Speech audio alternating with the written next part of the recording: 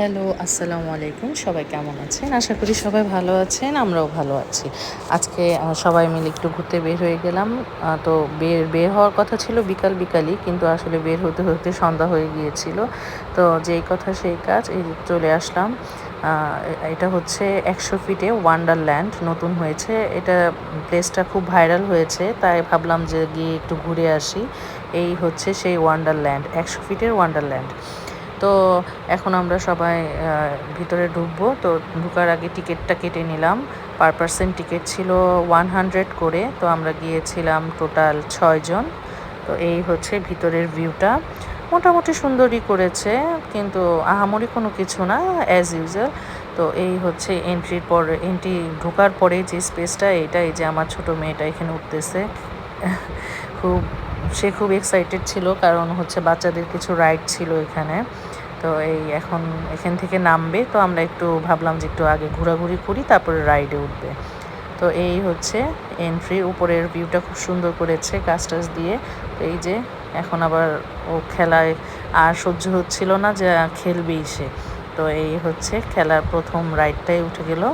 তো এই রাইডটাও মোটামুটি ভালোই ছিল, বাচ্চাদের জন্য আসলে সুন্দর। তো যার আমার এই ভিডিওটা মিডলে আমি একটা কথা বলিনি, যার ভিডিওটা ভালো লাগবে অবশ্যই আপনারা সাবস্ক্রাইব করবেন, আমার এই চ্যানেলটা লাইক করবেন, কমেন্টস করবেন। তো পুরো ভিউটা আসলে আমরা ওখানে যেতে যেতে সন্ধ্যা হয়ে গিয়েছিল। এর জন্য মানে দিনের ভিউটা আসলে অনেক সুন্দর ছিল।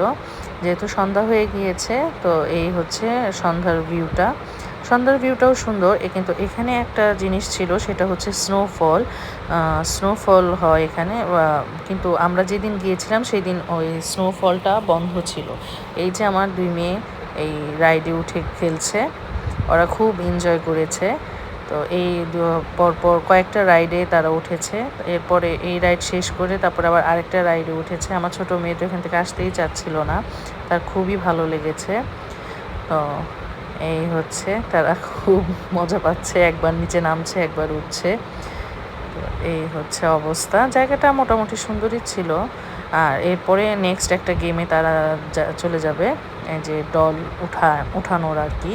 তো এই যে লোকটা আসলো এখানকার, উনি এগুলা শিখিয়ে দিবে কিভাবে ডলটা উঠাতে হয়। এই যে কিছু রাইডস ছিল, ওরা এই রাইডসে খেলেছে। আর এই যে লোকটা বুঝিয়ে দিচ্ছে কিভাবে কি প্রেস করলে কিভাবে ডলটা ওঠে। তো প্রথমেই আমার বড় মেয়েটা ট্রাই করবে। তো ও এই তো দেখা যাচ্ছে ও ট্রাই করছে, কিন্তু দুঃখের বিষয় সে ডলটা উঠাতে পারেনি, প্রথমেই পড়ে গিয়েছে। কিন্তু আমার ছোট মেয়েটাও ট্রাই করেছিল, ও ধরতেই পারেনি আসলে।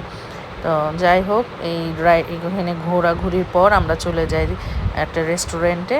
তো সবাই মিলে আমরা এই যে রাতের ডিনারটা, যেহেতু ওখান থেকে বের হতে হতে রাত হয়ে গিয়েছিল, তো ভাবলাম যে বাসায় গিয়ে ডিনার কী করবো, বাড়ি থেকে ডিনারটা করে যায়।